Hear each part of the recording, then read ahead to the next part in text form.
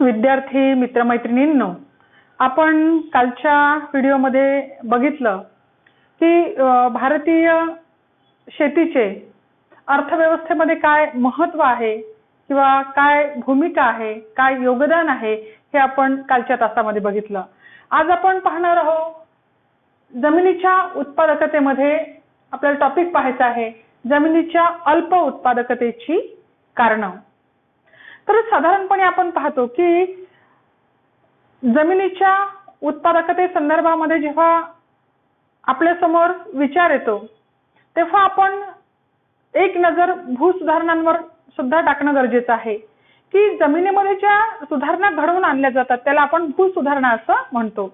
आणि या भूसुधारणा जितक्या चांगल्या पद्धतीने केल्या जाईल तितकी जमिनीची जी उत्पादकता आहे ती उत्पादकता सुद्धा कशी राहील, जास्त राहील. आणि म्हणून जमिनीच्या उत्पादकतेचा भूसुधारणेशी जो संबंध आहे हा अतिशय जवळचा संबंध आहे. आणि म्हणून आपल्याला जमिनीची उत्पादकता पाहत असताना भूसुधारणा ज्या आहे त्या सुद्धा पाहणे गरजेचे आहे. तर साधारणपणे ज्या काही भूमीमध्ये सुधारणा केल्या जातात त्याच्यामध्ये दोन प्रकारच्या सुधारणा आपल्याला प्रामुख्याने दिसतात. एक असतात संस्थात्मक सुधारणा, ज्या भूसुधारणा केल्या जातात त्याच्यामध्ये एक असते संस्थात्मक सुधारणा आणि दुसऱ्या ज्या सुधारणा असतात त्या असतात तांत्रिक स्वरूपाच्या सुधारणा. तर या दोन प्रकारच्या ज्या सुधारणा आहे त्या सुधारणांमुळे जमिनीची जी उत्पादकता आहे त्या जमिनीच्या उत्पादकतेवर परिणाम होत असतो. आता साधारणपणे ज्या संस्थात्मक सुधारणा आहे या संस्थात्मक सुधारणांमध्ये काय येईल तर संस्थात्मक सुधारणांमध्ये कुळांना जमीन कसण्याची शाश्वती दिली गेली पाहिजे. त्यानंतर जमिनीचं जे आकारमान आहे ते आकारमान योग्य असलं पाहिजे. ह्या सगळ्या गोष्टी ज्या आहे कसेल त्याची जमीन हे तत्व जे आहे ते जमीन भूसुधारणेमध्ये येतं. आणि तांत्रिक सुधारणांमध्ये मग काय आहे, उत्कृष्ट दर्जाची बी बियाणे आहे, खते आहे, कीटकनाशके आहे, त्यानंतर यंत्रसामग्री आहे, अवजार आहे, सिंचन सुविधा आहे, हे सगळे पर्याप्त प्रमाणामध्ये होणारा पतपुरवठा आहे, हे सर्व घटक कशामध्ये मोडतात, तांत्रिक सुधारणांमध्ये मोडतात. तर शेतीमध्ये होणाऱ्या संस्थात्मक सुधारणा आणि तांत्रिक सुधारणा या दोन्हींचा परिपाक किंवा या दोन्हींच्या प्रयत्नातून शेतीची जी उत्पादकता आहे ती उत्पादकता वाढविली जात असते. आपण पाहतो की शासनाने जमिनीची उत्पादकता वाढवण्याच्या दृष्टिकोनातून संस्थात्मक सुधारणा आणि ज्या तांत्रिक सुधारणा आहे या सुधारणांमध्ये नेहमी भर दिलेला आपल्याला दिसून येतो. कारण या दोन्ही सुधारणा जितक्या मोठ्या प्रमाणामध्ये होतील तितकी शेतीची उत्पादकता आहे ही जास्त राहील. त्यानंतर आपण पाहू की शेतीची उत्पादकता म्हणजे काय किंवा कृषीची उत्पादकता म्हणजे काय. तर शेतीची उत्पादकता म्हणजे शेतीची उत्पादन करण्याची जी क्षमता आहे, शेतीची उत्पादन करण्याची जी क्षमता आहे त्या क्षमतेला आपण शेतीची उत्पादकता असं म्हणू.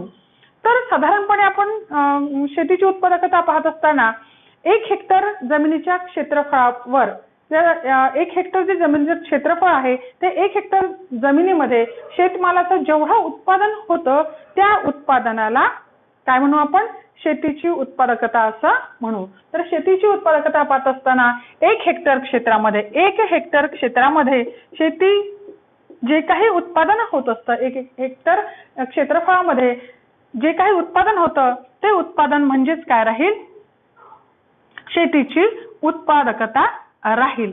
आणि म्हणून शेतीची उत्पादकता काढत असताना 1 हेक्टर क्षेत्रफळामध्ये जेवढं उत्पादन त्या जमिनीत होत असेल त्यावरून त्या शेतीची उत्पादकता कमी आहे की जास्त आहे हे आपल्याला काढता येतं. जर आपल्याला शेतीची उत्पादकता काढायची असेल तर आपण सूत्राच्या सहाय्याने सुद्धा काढू शकतो. आता साधारणपणे शेतीची उत्पादकता काढत असताना 2 घटक सुद्धा महत्वाचे आहे. एक म्हणजे शेतीची उत्पादकता किती आहे, शेतीची उत्पादकता किती आहे, उत्पादन क्षमता किती आहे. आणि दुसरं म्हणजे जे शेतीमधला श्रमिक आहे त्याला आपण कृषी श्रमिक म्हणतो, या कृषी श्रमिकाची उत्पादकता किती आहे. या दोहोंवर शेतीची उत्पादकता अवलंबून असते. म्हणजे शेतीची उत्पादकता किती आणि कृषी श्रमिकाची उत्पादकता किती यावर त्या शेतीची उत्पादकता निश्चित होत असते. समजा शेतीची उत्पादकता ही जास्त असेल आणि शेतीमध्ये काम करणाऱ्या कृषी श्रमिकाची उत्पादकता जास्त असेल तर साहजिकच शेतीमध्ये होणारं उत्पादन कसं राहील, जास्त राहील. तर शेतीची उत्पादकता काढण्याचंही आपल्याला सूत्र पाहता येईल आणि कृषी श्रमिकाची जी उत्पादकता आहे तेही आपल्याला सूत्राच्या साहाय्याने काढता येईल. तर समजा आपल्याला कृषीची सरासरी उत्पादकता काढायची आहे, आपल्याला कृषीची किंवा शेतीची सरासरी उत्पादकता काढायची आहे. तर कृषीची सरासरी उत्पादकता काढत असताना शेतीमध्ये झालेला किंवा आपल्याला पाहता येईल की आपण साधारणतः 1 हेक्टर जमीन घेतो तर एकूण शेतमाल उत्पादन, एकूण शेतमालाचे उत्पादन, एकूण शेतमालाचे उत्पादन भागीला आपल्याला काय करावं लागेल की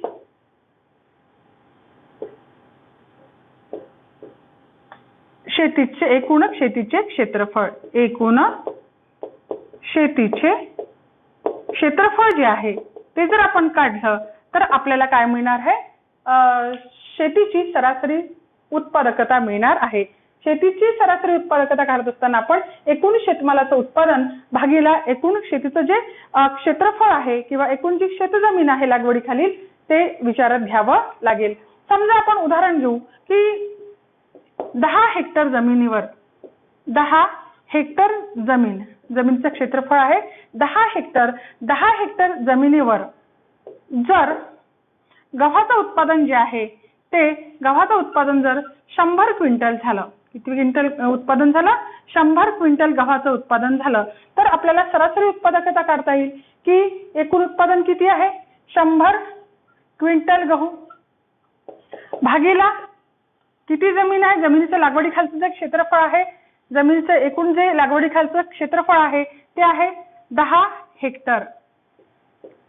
100 क्विंटल भागीला 10 हेक्टर तर या ठिकाणी आपल्याला 10 क्विंटल जी आहे ही कृषीची सरासरी उत्पादकता आहे.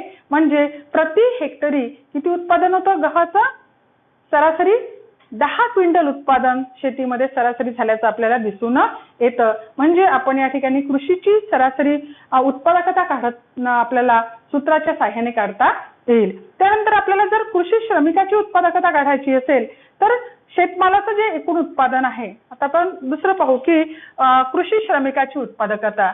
जर आपल्याला कृषी श्रमिकाची उत्पादकता काढायची असेल तर कृषी श्रमिकाची उत्पादकता सुद्धा आपल्याला सूत्राच्या साहाय्याने काढता येते.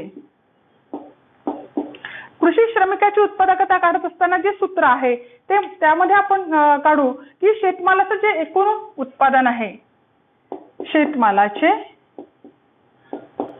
एकूण उत्पादन, शेतमालाचे एकूण उत्पादन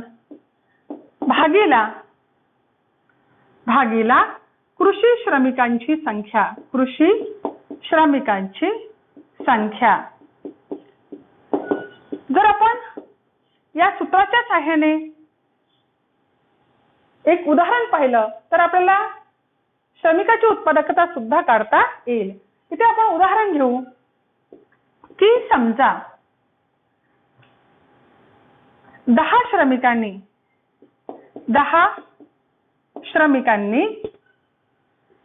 100 क्विंटल गहू उत्पादित केले तर या ठिकाणी आपल्याला कृषी श्रमिकाची सरासरी उत्पादकता काढता येईल.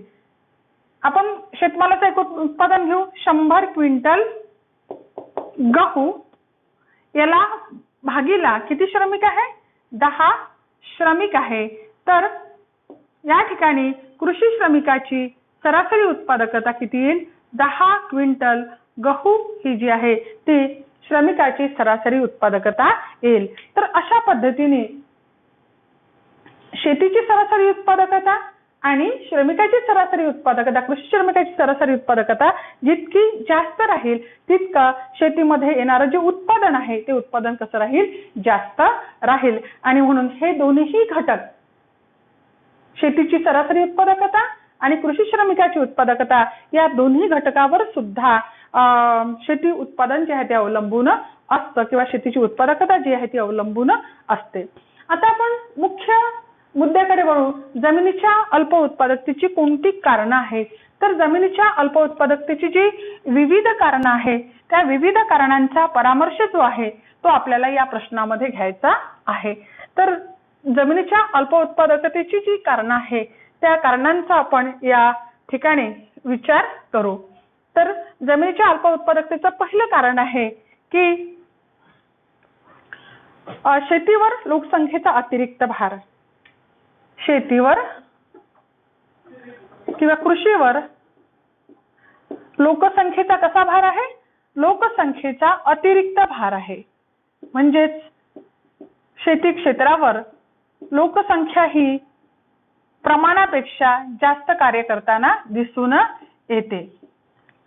शेतीवर लोकसंख्येचा जो भार आहे हा अतिरिक्त आहे. म्हणजे शेतीचं आणि लोकसंख्येचं जे प्रमाण असायला पाहिजे, युक्त प्रमाण, पर्याप्त प्रमाण, त्या प्रमाणापेक्षा शेतीमध्ये काम करणाऱ्या लोकांची संख्या कशी आहे? जास्त असल्याचं आपल्याला दिसून येतं. कारण आपण पाहतो की 1951 मध्ये जवळपास 70% जी लोकसंख्या आहे ती 70% लोकसंख्या आपल्याला कृषी व्यवसायामध्ये काम करताना दिसून येते. म्हणजे 1951 मध्ये 14 कोटी लोकसंख्या आहे. 1951 मध्ये कार्यकारी जी लोकसंख्या होती ती होती 14 कोटी.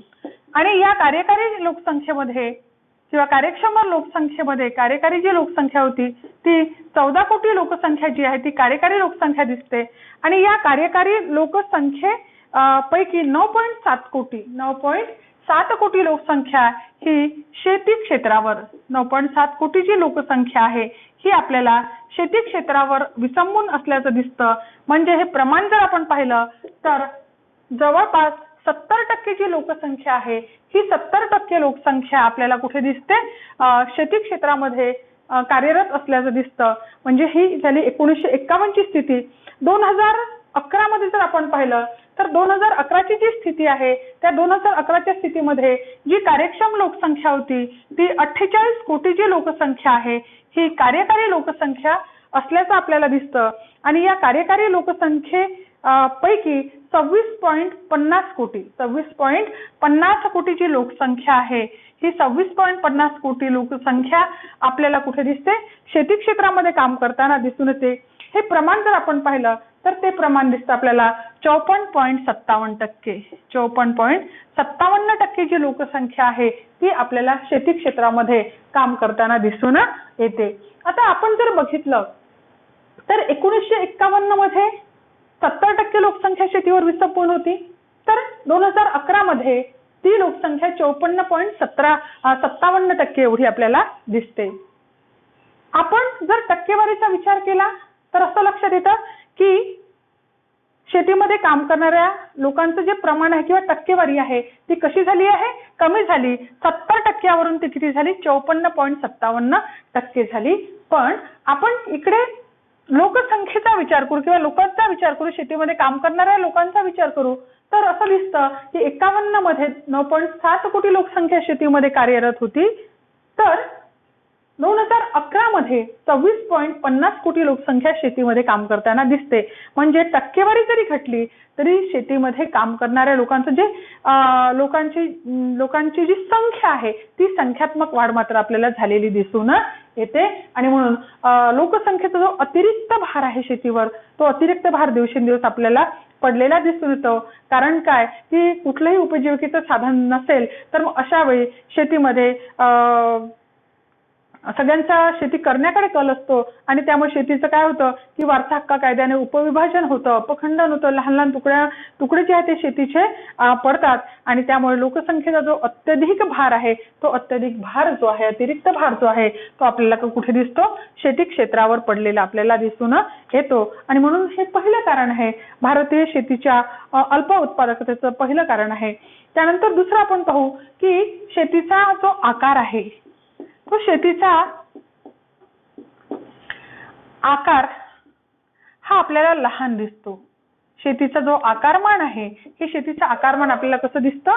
लहान दिसतं. आता शेतीचं आकारमान का लहान दिसतं? म्हणजे आपण जर बघितलं तर असं लक्षात येतं की देशामध्ये जवळपास 80% जे शेतकरी आहे ते अल्पभूधारक आहे. देशामध्ये किती टक्के?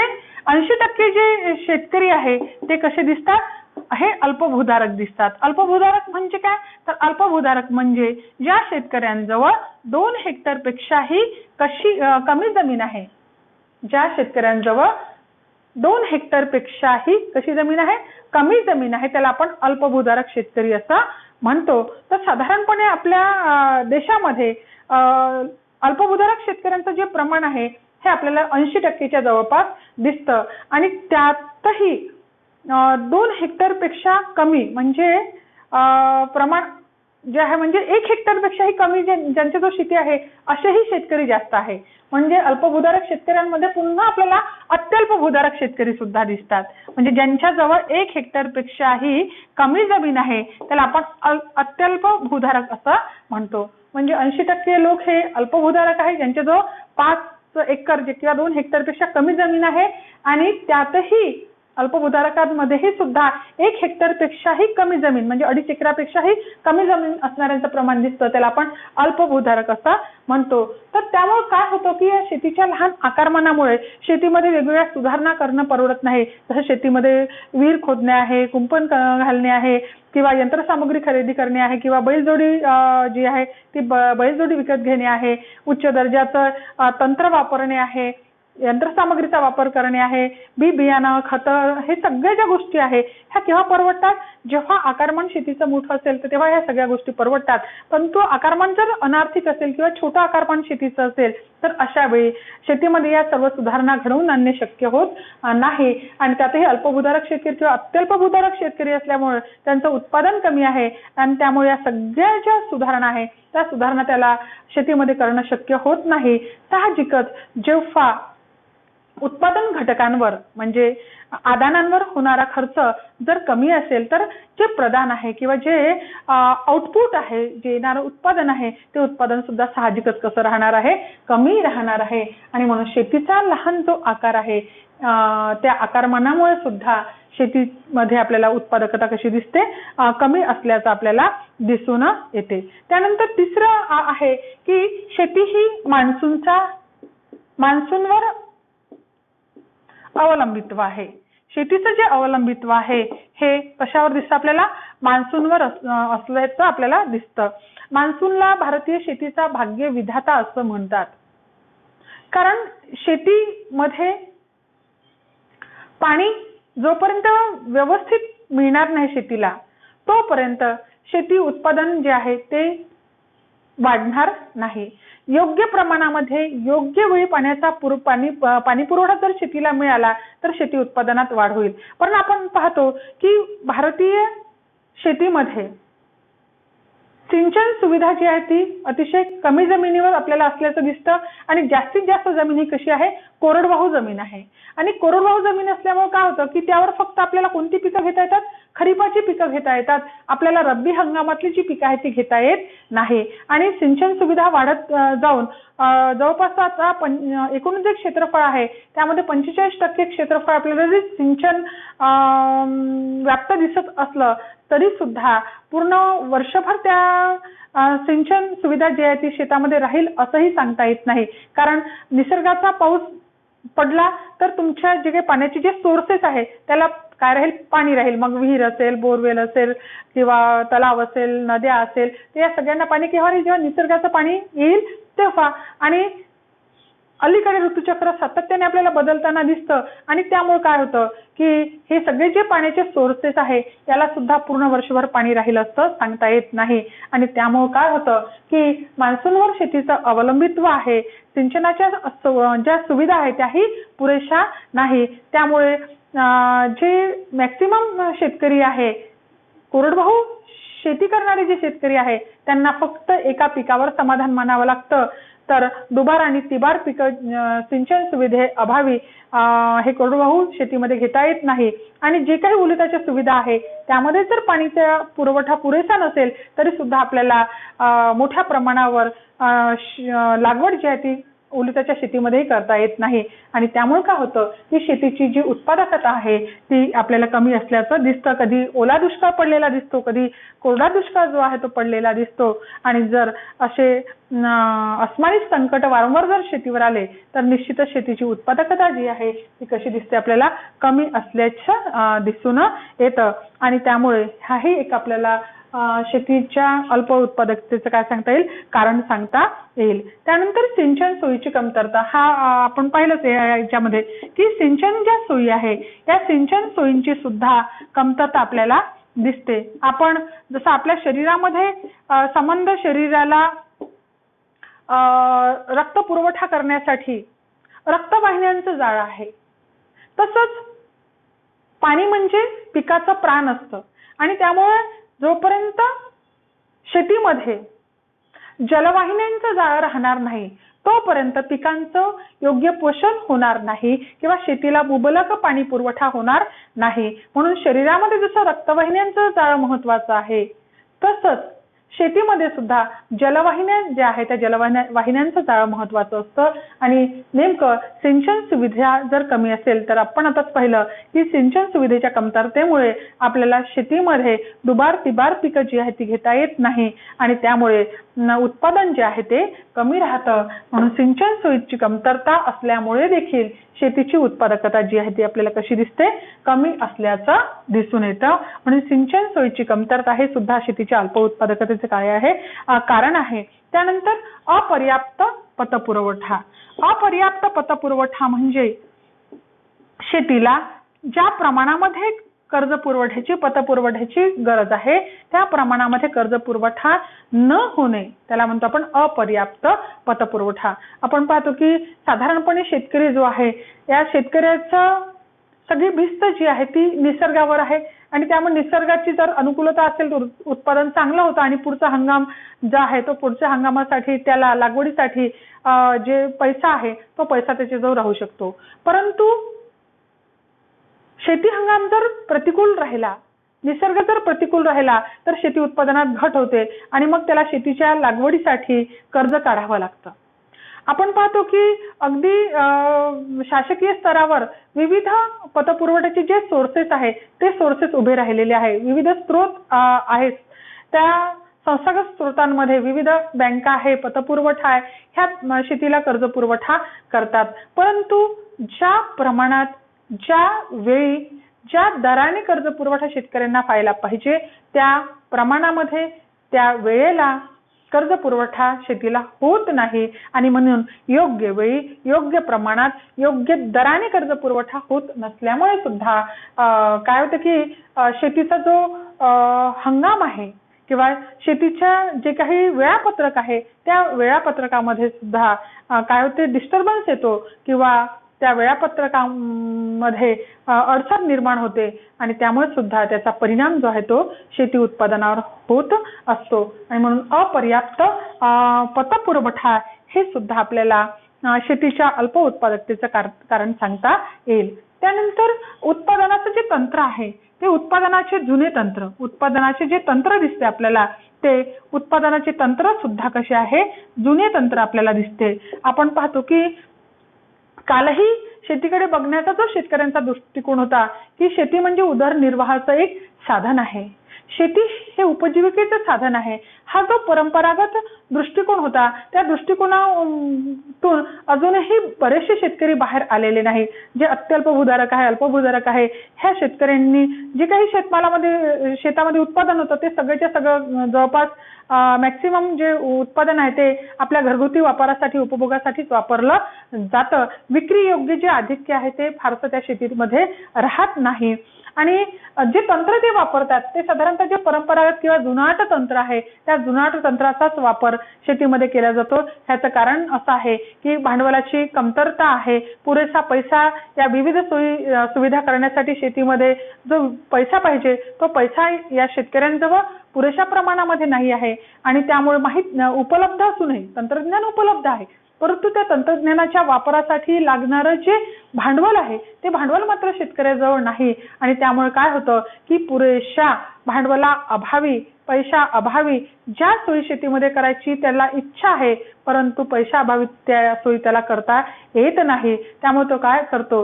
की आपले जे जुनं तंत्रज्ञान आहे किंवा जे काही विविध सुविधा आहे त्या सुविधा करणं त्याला शक्य होत नाही आणि त्यामुळे सुद्धा उत्पादनाचं जुनं तंत्र वापरल्यामुळे जमिनीची जी उत्पादकता आहे ते उत्पादकता आपल्याला कशी दिसते, कमी असल्याचं दिसून येतं. त्यानंतर जमिनीची जी सुपीकता आहे ती जमिनीची सुपीकता ही आपल्याला वाढवता येऊ शकते. जमिनीची सुपीकता ही आपल्याला वाढवता येऊ शकते जर जमिनीमध्ये आपण काय केलं की माती परीक्षण केलं. माती परीक्षणानंतर जमिनीमध्ये काय कमी आहे आणि तेच आपण जर शेतीला दिलं, योग्य प्रमाणामध्ये खत पुरवठा त्याला केला, योग्य वेळी त्याची शेतीमध्ये लागवड केल्या गेली, योग्य उच्च दर्जाचं बी बियाणं वापरल्या गेलं, रासायनिक खतं त्याला आपण दिली है ना, तर या सगळ्या गोष्टी जर वेळच्यावेळी दिल्या गेल्या तर काय होईल, जमिनीची उत्पादकता वाढते.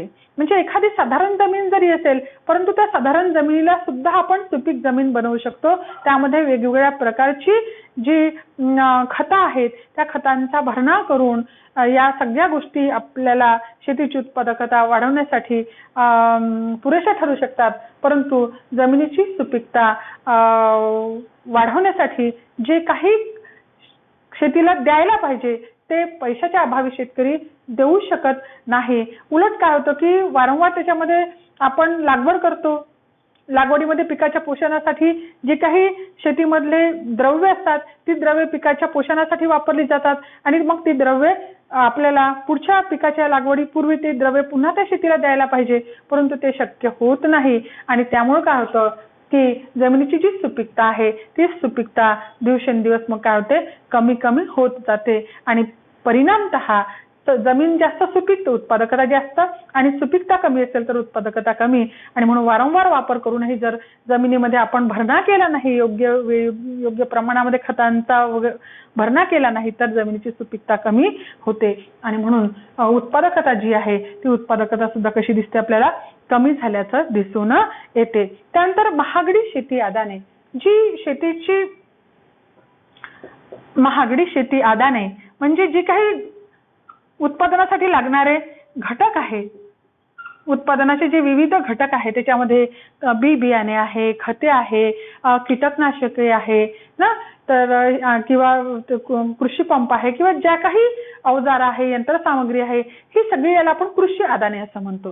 तर या सगळे कृषी आदानांचा जो किमती आहे त्या किमती आपल्याला दिवसेंदिवस भरमसाठ वाढताना दिसून येतात आणि त्यामुळे काय होतं की कृषी आदानांची किंमत जर वाढत गेली तर शेतीचा जो खर्च आहे, उत्पादन खर्च जो आहे शेतीचा हा दिवसेंदिवस काय होतो, वाढत जातो आणि त्यामुळे खर्च जास्त परंतु त्या तुलनेमध्ये उत्पादन कमी किंवा उत्पन्न कमी, कारण आलेल्या उत्पादनाला फारशी जी किंमत आहे उत्पादन खर्चावर आधारित ती किंमत सुद्धा मिळत नाही आणि त्यामुळे काय होतं की त्याचा शेतकऱ्याच्या उत्पन्नावर सुद्धा काय होत असतो, परिणाम होत असतो आणि म्हणून शेतीची जी आदाने आहे, शेतीसाठी लागणारे जे विविध घटक आहेत, जे साधने आहे त्याला आपण इनपुट्स असे म्हणतो. तर हे जे घटकांच्या किमती आहे ह्या दिवसेंदिवस आपल्याला सातत्याने वाढत जाताना दिसून येतात आणि त्यामुळे उत्पादन खर्च जास्त, त्या तुलनेमध्ये शेती उत्पादन हे कमी झालेलं आपल्याला दिसतं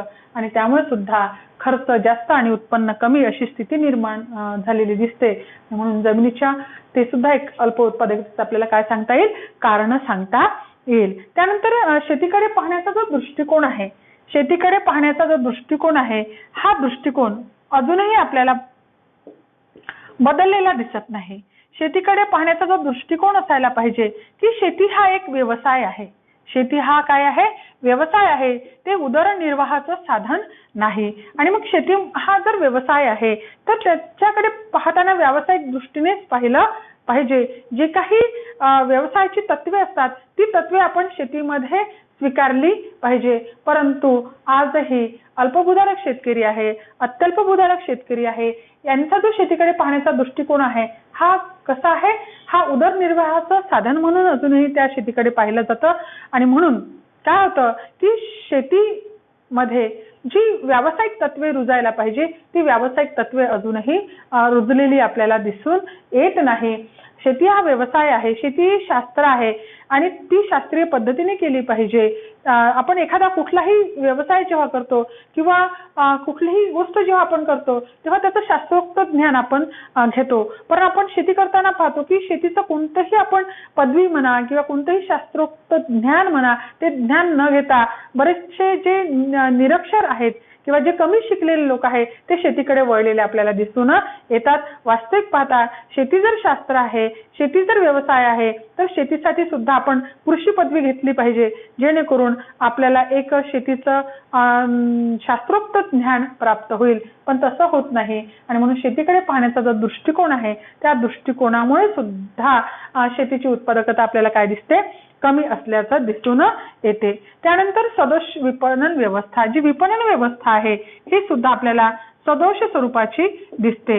म्हणजे अगदी शेतमालाच्या उत्पादनापासून तर विक्रीपर्यंत ज्या काही विविध प्रक्रिया येतात, क्रिया येतात, शेतीचं उत्पादन करणे, त्यानंतर मालाचं साठवणूक करणे, प्रतवारी करणे ना, पॅकिंग करणे, ह्या सगळ्या ज्या गोष्टी आहे शेतमालाच्या उत्पादनापासून तर विक्रीपर्यंत ह्या सगळ्या विपणन व्यवस्थेमध्ये येतात. शेतमालाच्या विक्रीमध्ये अनेक दोष आपल्याला विपणन व्यवस्थेमध्ये दिसतात. नियंत्रित बाजारपेठांचा अभाव दिसतो. वजनमाप जे आहे त्या वजनमापामध्ये सुद्धा बरेचदा आपल्याला सदोषता किंवा दोष जे आहे ते पाहायला मिळतात. आणि त्यातही विपणन व्यवस्थेमध्ये जे व्यापारी आहे, दलाल आहे, अडते आहे, हे शेतकऱ्यांचं काय करतात, शोषण करतात. शेतमालावर शेतीच्या उत्पादन खर्चावर किंवा शेतमालाच्या उत्पादन खर्चावर भाव शेतमालाला प्राप्त होत नाही. ह्या सगळ्या गोष्टी विपणन व्यवस्थेमध्ये असल्यामुळे काय होतं की शेतकऱ्याला उत्पादन वाढवण्यासाठी कोणत्याही प्रकारचं चैतन्य किंवा उत्साह जो आहे, प्रोत्साहन जे आहे ते प्रोत्साहन मिळत नाही. आणि त्यामुळे या सदोष विपणन व्यवस्थेमुळे सुद्धा काय होतं की शेतीची जी उत्पादकता आहे ती उत्पादकता आपल्याला कमी असल्याचं दिसतं. त्यानंतर शेतीचे जे संशोधन आहे या शेती संशोधनाकडे सुद्धा आपल्याला दुर्लक्ष झाल्याचं दिसून येतं. शेतीचे संशोधन व्हायला पाहिजे त्या शेती संशोधनाकडे आपल्याला दुर्लक्ष असलेलं दिसून येतं. संशोधनामध्ये काय व्हायला पाहिजे की नवनवीन बी बियाणं आहे, नवनवीन खते आहे किंवा नवनवीन कीटकनाशके आहे किंवा नवनवीन ज्या उत्पादनाच्या पद्धती आहे या पद्धतींचा संशोधन जो आहे तो संशोधन व्हायला पाहिजे. जर नवनवीन संशोधन झाले तर नवनवीन तंत्र जे आहे ते शेती क्षेत्रामध्ये अवलंबिल्या जाईल, स्वीकारल्या जाईल. परंतु आपल्याकडे आपण पाहतो की कृषी विद्यापीठामध्ये काही जेमतेम संशोधनं होतात, पण झालेले संशोधनं शेतकऱ्याच्या बांधापर्यंत पोहोचतात का, हाही महत्त्वाचा प्रश्न आहे. की ते संशोधनं फक्त त्या विद्यापीठाच्या पुरते मर्यादित राहतात आणि त्यामुळे काय होतं की शेतीच्या संशोधनाकडे दुर्लक्ष होतं.